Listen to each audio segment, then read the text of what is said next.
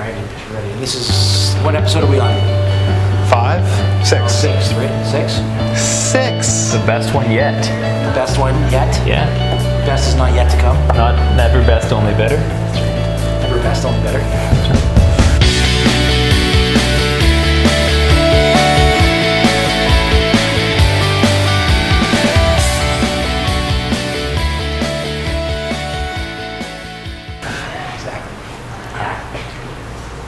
Greetings from the three amigos from Transcend Coffee. This is the 6th installment of our 50-pound project video series, where we talk about the coffees that you're receiving as hopefully grateful and appreciative subscribers, because these are amazing coffees, and we're definitely thankful for them. Today we're talking about the Doña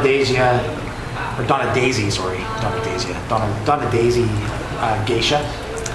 And Josh, why don't you tell us a little bit about Doña Daisy? Well, it might surprise you, but this coffee is from Costa Rica. It's true. This is a geisha. It's a red honey process. We've had a geisha before. The first coffee in the 50-pound project subscription was a geisha from a mill called Puente Tarasu. This one is from Don Pepe and Doña Daisy, who own a farm and and a house in a town near. Where is it? Well, it's near San Jose. It's just above San Jose. Is it in Desamparados? Why can't I remember right now? Hang on, close to San Jose. I have to remember where it's from. It feels like it's part of San Jose. Asuri. There we go, Asuri. Just on the southern part of the Central Valley, sort of like on the road from San Jose to Tarasu. So not quite in Tarasu, but close to. Yeah. It's a tiny little place. They are not like large-scale farmers. They grow a fair amount of geisha. They grow some Katura. They also have some Ethiopia, what they call Ethiopia 47. They have some SL28, Mocha, they're just trying. They're not really like full-time coffee farmers, to be honest. No. They made their living in construction before, and they have a pretty nice house sitting in Costa Rica. House. Yeah, and all the processing, you guys saw all the coffee was being dried basically on nets on the ground, very, very. All the green coffee storage was in their solarium. Mm-hmm. It sounds fancy to have a solarium in Canada. It's not really. It wasn't fancy, but. Well, it's funny because we bought their Katura because we were visiting their farm and hanging out, and we went in the house afterwards and we're drinking some coffee, and then Don Pepe says, "Hey, you should come upstairs and look at the coffee upstairs in the bedroom." And so we went upstairs. Yeah, and opened this door. There's all these sacks of coffee. Their guest bedroom was full of sacks of their Katura. So we said we'd buy it. So that's why we have it. Yeah, we really want to be able to support the work that they're doing in this, this small scale, basically farming and depulping, almost. I mean, that's not by hand because you have a machine, but it's not exactly large scale. No. Definitely the smallest scale producer that we buy from, which is I think really cool. And I think that this is the third year that we've brought this geisha in, and seriously, it's really, really good. It's again the red honey process, so you have all that mucilage on the outside of the seed as it's drying. That fruitiness comes in. This is floral. It is sweet. It's got a larger body than most geishas that you would come across do. So it's got how you cheaped out on Paul's. I was going to give him more coffee. Oh, okay. Thank you, sir. The whole point of this is to, again, taste what the impact that variety has, taste the impact that processing has, and you can get this again in this cup because you get all those delicious characteristics that you had in the Puente. That was like a washed Puente. That was like a white honey, yellow honey-ish kind of coffee. This is a red honey, so you're gonna get that same geisha top note, lots of fruit, but the fruit's less like citrusy and aromatic, and more like tropical fruit and even some red fruit. This is also the coffee that Jordan competed with at the Western Canadian Regional Barista Qualifier back in 2017, I believe. Yeah, almost a year ago. So 2018. 2018, yeah. 2018. I forget what year we're February. in. Last Yeah. February. How'd you do in that competition, Jordan? I did all right. I got second place. So, Hang on. Wow. wow. That's really good.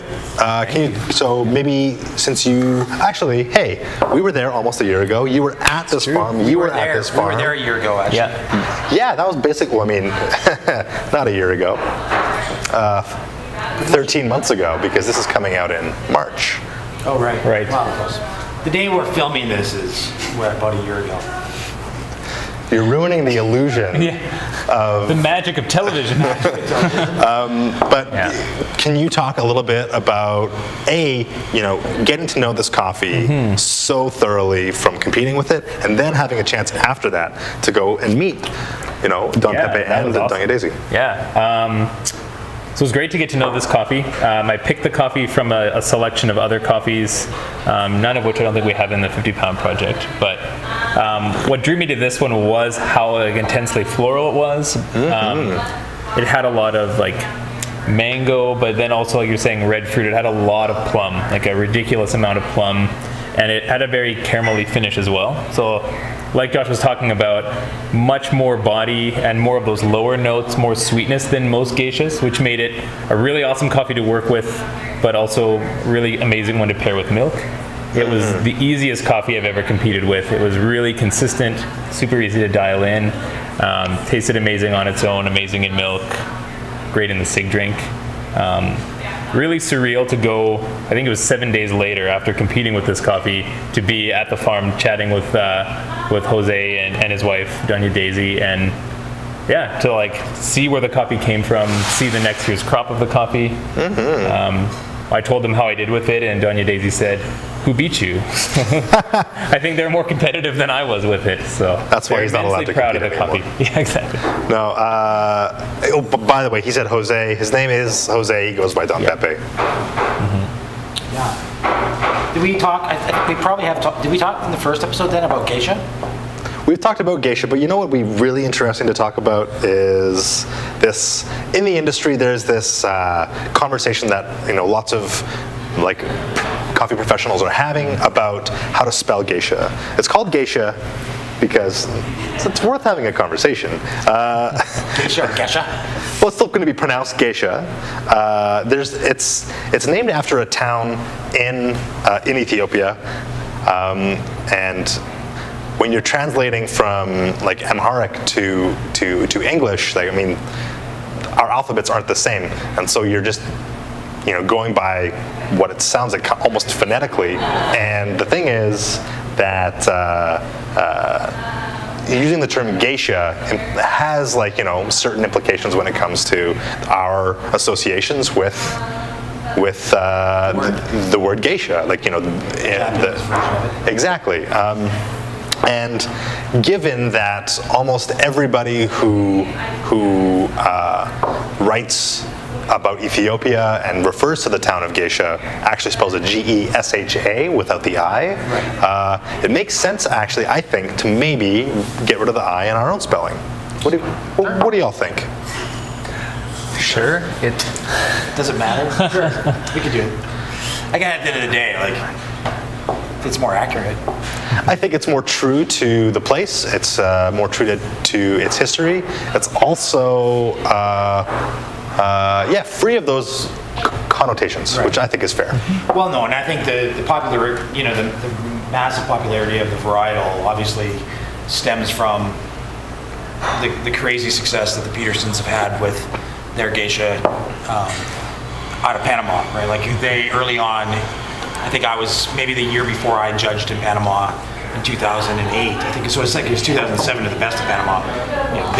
They won the BOP with their geisha, and it sort of lit the world on fire. And every producer since then has been. I think that was 2006. Was it 2006? Yeah. Okay, 2006. But it was whatever. But it was that created this massive sort of demand for that varietal because it achieved such huge value in terms of online auctions, right? It was going for hundreds of dollars a pound green. And of course, every coffee producer in the world is chomping at the bit trying trying to get a coffee that will sell for those kinds of prices. And so it's a bit, funny enough, it's a bit ubiquitous now in terms of coffee. It's all over the place, and it changes its profile and its flavor, depending on where it's grown and what elevated. It's just because it's a geisha doesn't mean it's going to be amazing coffee.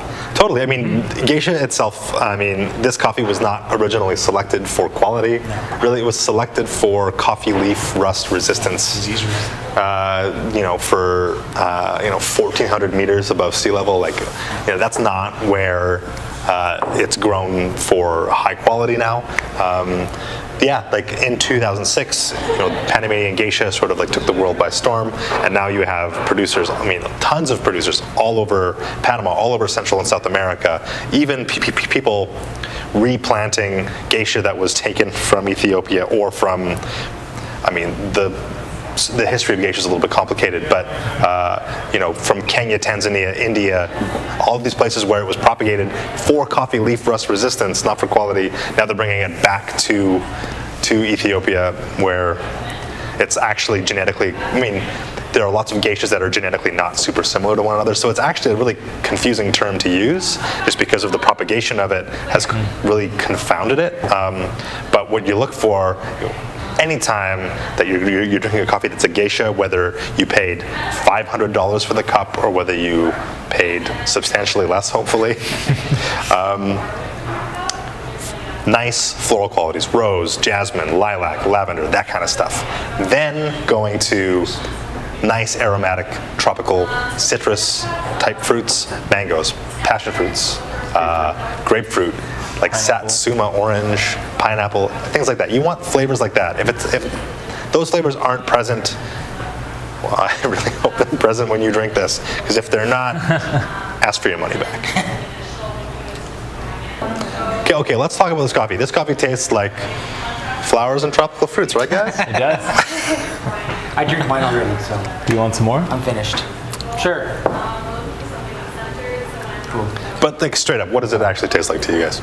I get a lot of mango, both in the flavor, but also it's got a bit of a creamier mouthfeel than most of our 50-pound project coffees have had, which is also really reminiscent to me of a mango juice. It's thick and coating, but in a really pleasant way. Cool. What about you?